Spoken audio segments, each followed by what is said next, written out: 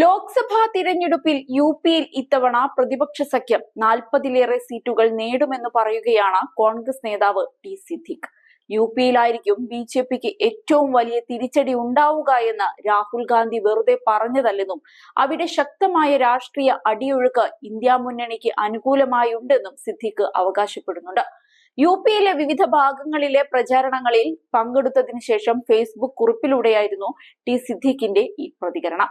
കുറിപ്പ് ഇങ്ങനെയാണ്: ഇന്ത്യൻ രാഷ്ട്രീയത്തിന്റെ ഗതി നിർണയിക്കുന്ന ഉത്തർപ്രദേശ് ഇത്തവണ രാഷ്ട്രീയമായി വീണ്ടും കലങ്ങിമറിയുകയാണ്. കഴിഞ്ഞ ഒരു പതിറ്റാണ്ട് ബി.ജെ.പിക്കൊപ്പം നിന്ന യു.പിയിൽ മാറ്റത്തിന്റെ കാറ്റ് വീശുകയാണ്.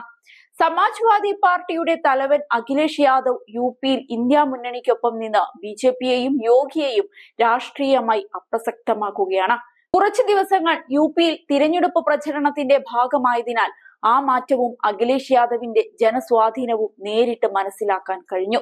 സമാജ്വാദി പാർട്ടിയെ പോലെ ഒരു വലിയ പാർട്ടിയെ മുലായം സിംഗിൽ നിന്ന് ഏറ്റെടുത്ത് ഇത്ര ശക്തമാക്കി മാറ്റുന്നതിൽ അഖിലേഷിന് വലിയ പങ്കുണ്ട്. സ്വന്തം പാർട്ടിയിലെ പടലപ്പിണക്കങ്ങൾ മറികടന്ന് എസ്.പിയെ ഒറ്റക്കെട്ടായി ശക്തമാക്കുന്നതിൽ അഖിലേഷ് വിജയിച്ചു. മായാവതിയും ബി.എസ്.പിയും വളരെ പെട്ടെന്ന് അസ്തമിച്ചുകൊണ്ടിരിക്കുമ്പോൾ ഒരു ചെറുപ്പക്കാരൻ മോദിയെയും യോഗിയെയും രാഷ്ട്രീയമായി ചെറുത്ത് ജനപിന്തുണ ആർജിക്കുന്നത് ഇന്ത്യൻ രാഷ്ട്രീയം കൗതുകത്തോടെ നോക്കി നിൽക്കുന്നു. മുലായം സിംഗിന്റെ അഭാവം യു.പിയിൽ കാണാൻ കഴിയാത്ത വിധത്തിൽ അഖിലേഷ് വളർന്നു കഴിഞ്ഞു. പാർട്ടിയെയും ജനങ്ങളെയും ഒരുപോലെ ആകർഷിക്കാൻ അഖിലേഷ് യാദവിന് കഴിഞ്ഞു. ജാതി രാഷ്ട്രീയത്തിന്റെ വിളഭൂമിയിൽ യാദവ മുസ്ലിം കോമ്പിനേഷൻ എന്ന എസ്.പിയുടെ രാഷ്ട്രീയം മറ്റ് ജാതി വിഭാഗങ്ങൾക്കിടയിൽ കൂടി സ്വാധീനമുറപ്പിക്കുന്നതാണ് അഖിലേഷിലൂടെ കാണാൻ കഴിയുന്നത്. ശക്തമായ സംഘടനാ സംവിധാനത്തിലൂടെ എസ്.പിയെ നയിക്കാൻ അഖിലേഷിന് കഴിയുന്നു. 2022 നടന്ന നിയമസഭാ തിരഞ്ഞെടുപ്പിൽ 10.24% വോട്ടുകൾ അധികം നേടിയ എസ്.പി 64 സീറ്റുകൾ അധികം നേടുകയുണ്ടായി. ബി.ജെ.പിക്ക് 57 സീറ്റുകൾ കുറഞ്ഞു. നിരവധി സീറ്റുകൾ വളരെ ചെറിയ വോട്ടുകൾക്കാണ് എസ്.പിക്ക് നഷ്ടമായത്. ഇത്തവണ കോൺഗ്രസുമായി സഖ്യം ചേർന്നതോടെ രാഹുൽ ഗാന്ധിയുടെയും പ്രിയങ്ക ഗാന്ധിയുടെയും സ്വാധീനം എസ്.പിയോടൊപ്പം ചേർക്കാൻ അഖിലേഷിന് കഴിഞ്ഞു. വലിയ ജനവിഭാഗത്തെ സ്വാധീനിക്കാൻ കോൺഗ്രസിന് കഴിയുന്നുവെങ്കിലും സംഘടനാ സംവിധാനം തീർത്തും ദുർബലമായതിനാൽ വോട്ടാക്കി മാറ്റാൻ കഴിയാത്ത സാഹചര്യം യു.പിയിലുണ്ട്. അവിടെ മികച്ച സംഘടനാ സംവിധാനമുള്ള എസ്.പിയും കോൺഗ്രസും ചേർന്നപ്പോൾ വലിയ മുന്നേറ്റമാണ് ഉണ്ടാക്കാൻ കഴിഞ്ഞത്. ഇന്ത്യ സഖ്യത്തിന്റെ റാലികൾക്ക് യു.പിയിലെങ്ങും വലിയ ജനക്കൂട്ടത്തെ ആകർഷിക്കാൻ കഴിയുന്നുണ്ട്.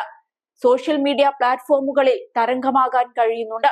യു.പിയിൽ ഗോഡി മീഡിയയ്ക്ക് അടിപതറി കഴിഞ്ഞു. ജൂൺ 1 ശേഷം ഗോഡി മീഡിയയുടെ മലക്കം മറിച്ചിൽ നമുക്ക് കാണാം. പ്രിയങ്ക ഗാന്ധി റായ്ബറേലിയിലും അമേഠിയിലും വലിയ ജനക്കൂട്ടത്തെ ആകർഷിച്ച് മുന്നേറിയപ്പോൾ 2 മണ്ഡലവും കോൺഗ്രസിനൊപ്പം നിൽക്കുന്ന രാഷ്ട്രീയ സാഹചര്യമാണ് ഉണ്ടായിരിക്കുന്നത്. രാഹുൽ ഗാന്ധി റായ്ബറേലിയിൽ ചരിത്ര വിജയം ഉണ്ടാക്കുമ്പോൾ രാഹുൽ ഗാന്ധിയുടെ സ്വാധീനം അമേഠിയിൽ കോൺഗ്രസിന്റെ വിജയം ഉറപ്പിക്കുകയാണ്. സാരിയും മൊബൈൽ ഫോണും വിതരണം ചെയ്ത് അമേഠിയിൽ വിജയിക്കാമെന്ന ബി.ജെ.പിയുടെ സ്വപ്നം ഇത്തവണ തകരും. രണ്ടിടത്തും കോൺഗ്രസിന്റെ പരമ്പരാഗത സംഘടനാ സംവിധാനത്തിനൊപ്പം എസ്.പിയുടെ സംഘടനാ സംവിധാനം കൂടി ചേരുന്നത് കോൺഗ്രസിന് ഗുണം ചെയ്യും. റായ്ബറേലിയിൽ കഴിഞ്ഞ 6 മാസമായി ബി.ജെ.പി വീടുകൾ കയറി പ്രചാരണം നടത്തുകയും കേന്ദ്ര സംസ്ഥാന ഭരണ സ്വാധീനം ഉപയോഗിക്കുകയും ചെയ്യുന്നു. അമേഠി പോലെ റായ്ബറേലിയും പിടിച്ചെടുക്കാൻ മണ്ണൊരുക്കുകയായിരുന്നു. എന്നാൽ രാഹുൽ ഗാന്ധി അപ്രതീക്ഷിതമായി സ്ഥാനാർത്ഥിയായതോടെ ബി.ജെ.പിയുടെ തന്ത്രങ്ങൾ പൊളിഞ്ഞു. രാഹുൽ ഗാന്ധി പ്ലസ് അഖിലേഷ് യാദവ് കോമ്പിനേഷൻ വലിയ ജനക്കൂട്ടത്തെയാണ് യു.പിയിൽ ആകർഷിക്കുന്നത്.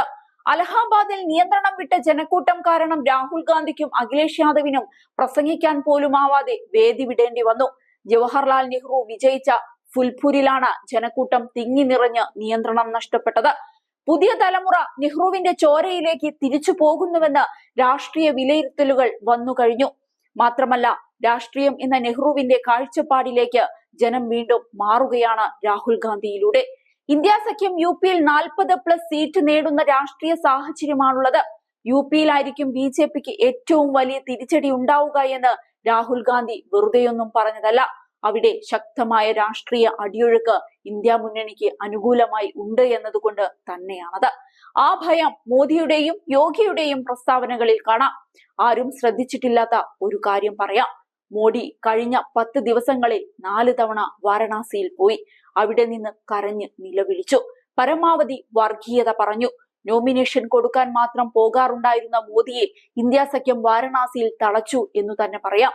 UP കോൺഗ്രസ് അധ്യക്ഷൻ അജയ് റായ് മോദിക്ക് വാരണാസിയിൽ ശക്തമായ വെല്ലുവിളിയാണുണ്ടാക്കിയത്. വയനാട്ടിൽ നിന്നാണെന്ന് പറഞ്ഞപ്പോൾ അഖിലേഷ് ഞങ്ങളെ ചേർത്തു നിർത്തി വയനാട്ടിലെയും കേരളത്തിലെയും രാഷ്ട്രീയ സാഹചര്യങ്ങൾ ചോദിച്ചറിഞ്ഞു. BJPയെ ചെറുത്തു നിൽക്കുന്ന കേരളത്തിലെ രാഷ്ട്രീയത്തെ അദ്ദേഹം അഭിനന്ദിച്ചു. ജൂൺ 4-ന് ഇന്ത്യാ സഖ്യം അധികാരത്തിൽ വരുമ്പോൾ UP രാഷ്ട്രീയം അതിൽ തിളക്കമാർന്ന ചരിത്രം സൃഷ്ടിക്കുമെന്ന് നേതാവ് ഫേസ്ബുക്കിൽ കുറിച്ചു.